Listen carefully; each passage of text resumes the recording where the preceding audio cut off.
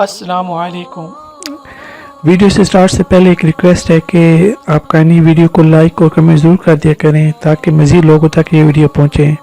اور درود شریف ایک مرتبہ درود شریف ضرور پڑھ لیجیے۔ جزاک اللہ خیر۔ اور مجھے کرنے ہیں، پہلا یہ کہ جو لوگ دنیا سے چلے جاتے ہیں ہمارے بزرگ، ان کو ثواب پہنچانے کے لیے اگر ہم کسی کو بلاتے ہیں، بچوں کو یا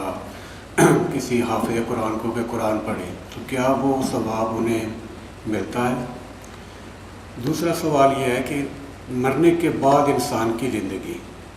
کیا جو نیک لوگ ہیں وہ قبروں کے اندر ہی ہیں، اور کیا ان کا کوئی عمل دخل دنیا میں رہ جاتا ہے، یا کیا وہ ہمارے لیے کوئی دعا کر سکتے ہیں یا نہیں؟ پلیز ذرا تفصیل سے اس معاملے میں روشنی فرمائیے۔ اس میں تو کیٹیگوریکل میرا جواب ہے کہ قطعاً نہیں، بلکہ یہ بدعت ہے، یعنی یہ بجائے آپ کو کوئی ثواب دلانے کے الٹا جو ہے آپ پر گرفت ہو جائے گی، ایسی کوئی چیز صحابہ سے ثابت نہیں ہے۔ اور ہمارا دین وہی ہے، ما انا علیہ واصحابی، رسول نے فرمایا جس چیز پر میرا عمل ہے اور میرے صحابہ کا ہے، دین تو اصل میں وہی ہے۔ جہاں تک ایصال ثواب کا تعلق ہے، اس میں ہمارے ہاں ذرا کافی مختلف آراء موجود ہیں۔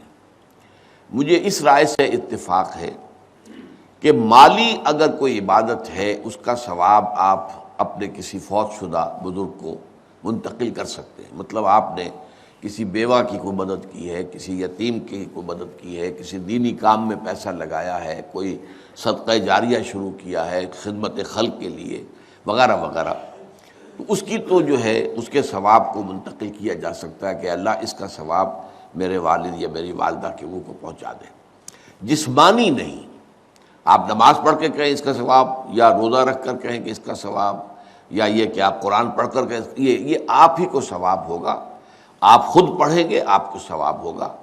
البتہ ایسے تمام افعال کے بعد جب آپ اللہ سے دعا کریں گے، یہ نہیں کہیں گے کہ میرے اس فعل کا ثواب منتقل کر دے، اے اللہ میرے والدین کی مغفرت فرما،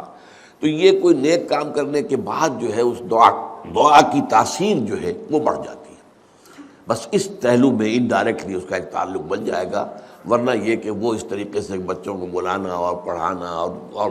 یہ جو ہے سوئم میں کرنا اور قرآن خوانی کی محفلیں، یہ سب بدعات ہیں، اور یہ در حقیقت دین میں اضافے ہیں، اور ان کی کوئی حقیقت نہیں ہے۔ دیکھیے، انسانی زندگی کے یہ 3 دور ہیں: حیات دنیاوی جو ہماری پیدائش سے شروع ہو کر اور ہماری موت پر ختم ہو جائے، پھر حیات برزخی موت سے لے کر قیامت کے دن تک، اور پھر حیات اخروی ہے قیامت میں ریزریکشن کے بعد سے وہ زندگی جو ہے جو جنت یا دوزخ کی ہے۔ اس میں ان دونوں زندگیوں کے بارے میں تفصیل سے کوئی بات کرنا بالکل غلط ہے، اور اس سے فتنے پیدا ہوتے ہیں۔ ظاہر بات ہے کہ قبر، جسم تو قبر میں رہتا ہے، اس میں تو کوئی شک ہی نہیں ہے، روح کہاں جاتی ہے؟ کیا وہ بھی قبر ہی میں رہتی ہے یا کہیں اور چلی جاتی ہے؟ قرآن مجید میں سجین اور اعلیٰ علیین کا ذکر موجود ہے، لیکن یہ تمام چیزیں متشابہات میں سے ہیں۔ یہ تمام چیزیں قرآن مجید میں سورہ آل عمران کے شروع میں بیان کیا گیا ہے کہ ہم نے یہ کتاب اتاری ہے، اس میں کچھ آیات محکمات ہیں، کچھ متشابہات ہیں۔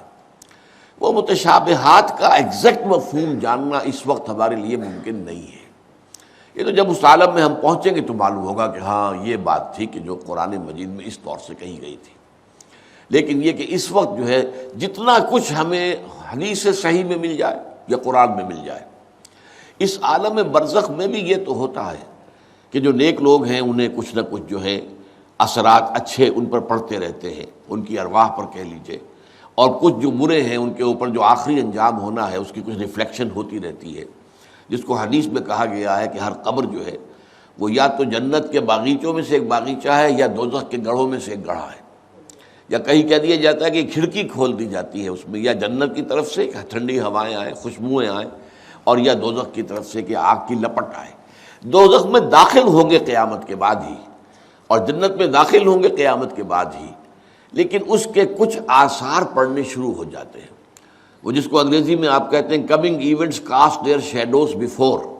بعد میں آنے والے واقعات جو ہیں ان کے کچھ سائے جو ہیں پہلے سے آنے شروع ہو جاتے ہیں۔ تو اسی طرح سمجھیے کہ کہ جو کچھ آخرت میں کسی انسان کے ساتھ ہونا ہے اس کا ایک عکس جو ہے وہ عالم برزخ میں شروع ہو جاتا ہے۔ اسی لیے قرآن مجید میں یہ بھی آیا ہے کہ یہ جو آل فرعون تھے یہ صبح و شام جہنم پر پیش کیے جاتے ہیں، اور قیامت کے دن پھر کہہ دیا جائے گا ادخلوا آل فرعون النار، ان کو داخل کر دو آگ کے اندر۔ تو یہ اس حد تک، باقی یہ ہے کہ تفصیل میں جانا، ہاں ایک رائے ہے، یہ شاہ ولی اللہ دہلوی رحمۃ اللہ علیہ کی ہے، اگر ان کی رائے نہ ہوتی تو میں اسے بیان بھی نہ کرتا، لیکن یہ کہ وہ ایک بہت بڑے محدث اور بہت مفکر اور دین کے فلسفے سے بہت بڑے واقف انسان تھے۔ انہوں نے کہا کہ جو اولیاء اللہ ہوتے ہیں، اللہ کے نیک بندے، اللہ کے بندے، ان کے انتقال کے بعد ان کی روحوں کو بھی اللہ فرشتوں کے طبقہ اسفل میں شامل کر دیتا ہے۔ یہ فرشتے ہیں نا، اس وقت بھی موجود ہیں،